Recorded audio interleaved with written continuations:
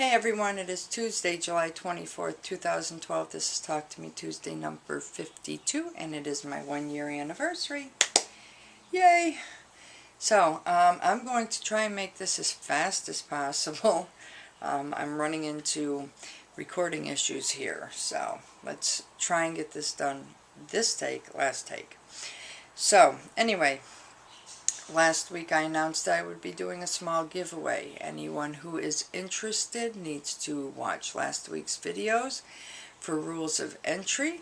Number one rule, as I have said before, if you are not a subscriber to my channel at least 2 weeks prior to the announcement of the giveaway or a member of TTMT, I am sorry, but you will be unable to enter the contest. So, sorry.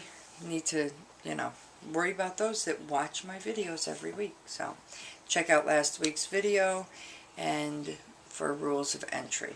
So, and anyone who has entered, I am going to post your name below.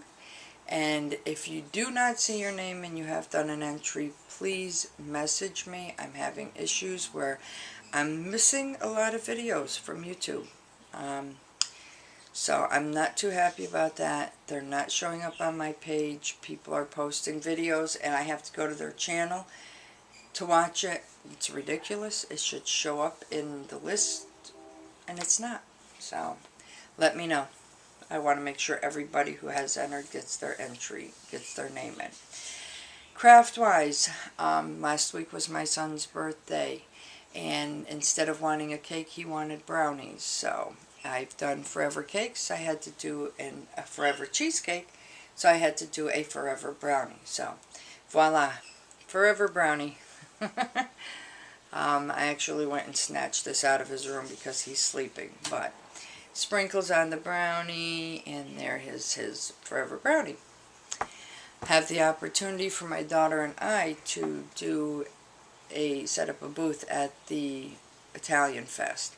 Not sure if I'm going to do it. I have to check on a few things, and hopefully next week I'll have an answer for that. But in the meantime, one of the things I would be selling is the fuzzles that I make. I did this last night at work. Only thing he's missing is little eyes and nose. He is very tiny. I think I need to up the needle size, because I know I did not, now I know I didn't use a size 2. It must have been like a size 5, because this is tiny. You'll see him next week with eyes and a nose. I don't know if anyone's heard of them. They're called Meandering Books. Well, these are Meandering Books with a twist. Poetspice did a video that I actually got to see. And she posted a link in it. I commented because I didn't see the link, and then she messaged me back, so I don't know if the link was there and was just not showing up at the time, or if she added it after. But I went to the tutorial, and they're really cute. They're done with cardstock weight paper and scrapbooking paper. Unfortunately, I don't have the cardstock paper, so I tried it with poster board. Little too stiff, but that's okay.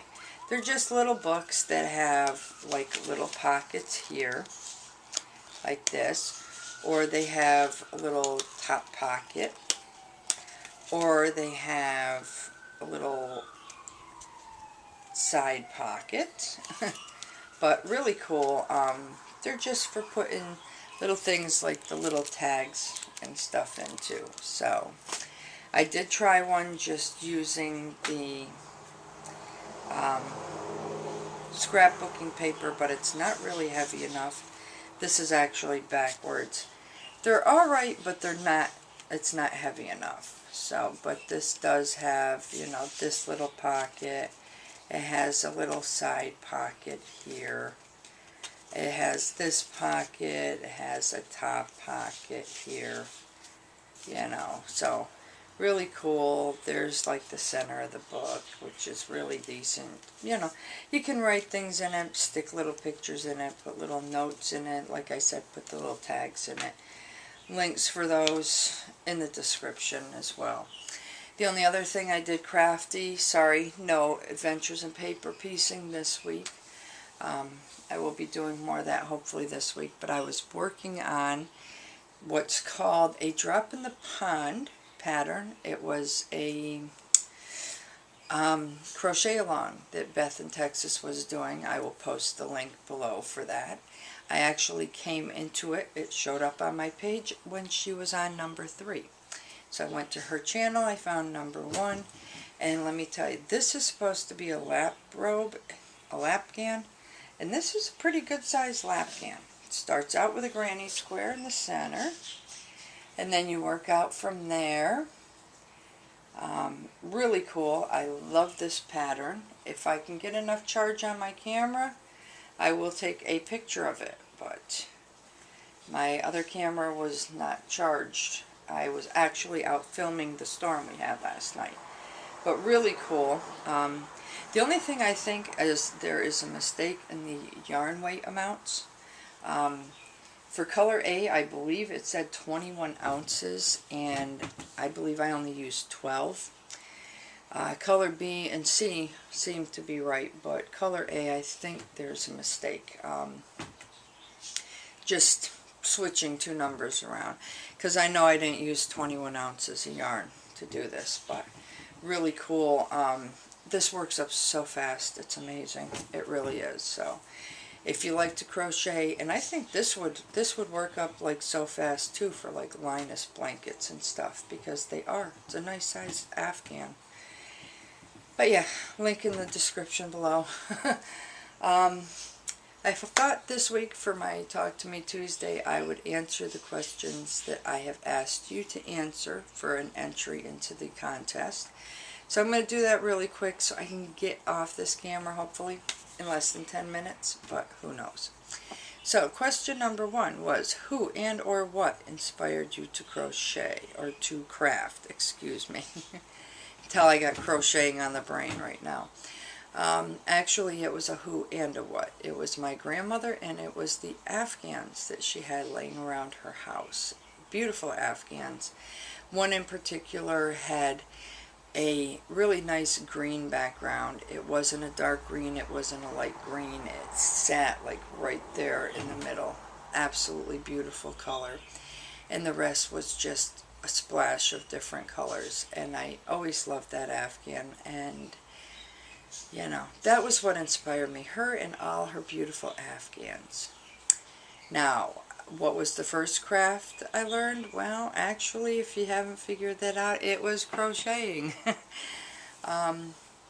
First craft I really learned, and the main craft that I have stuck with all these years. I did try and learn to knit at the same time.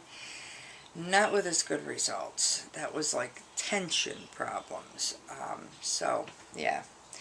And question number 3 was, who taught you your first craft?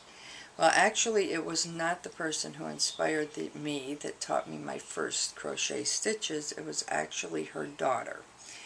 And she wasn't around all that often, but when she was there, she asked me one time, when she saw me admiring the Afghan, if I might like to learn, and I said I would. So she taught me how to do the chain stitch and the single crochet, and it was actually my grandmother who taught me how to do granny squares, different variations of the granny square, as well as other stitches. So there's my answers, and I am still thinking whether I'm going to do the block challenge that I put forth to everybody.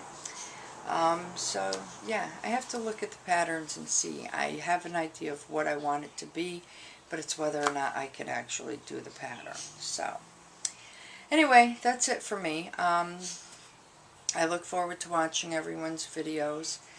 I know I don't really have an issue on Live Journal as far as watching videos, but I do on YouTube. So once again, if you have posted a video response for an entry, or posted an entry of any sort, please message me and let me know if you don't see your name down below. Other than that, like I said, I look forward to watching your videos, and I wish everyone a wonderfully crafty week, a wonderfully crafty weekend. For me, it is definitely going to be good night. For you, it is good morning, good afternoon, good evening, good day, whatever it is, I do hope it's a great one. Remember, you have one more week to get your entries in for the giveaway, so I hope to see more entries than what I've got. You know, so yeah, as far as that, I'll see everyone next week. Goodbye.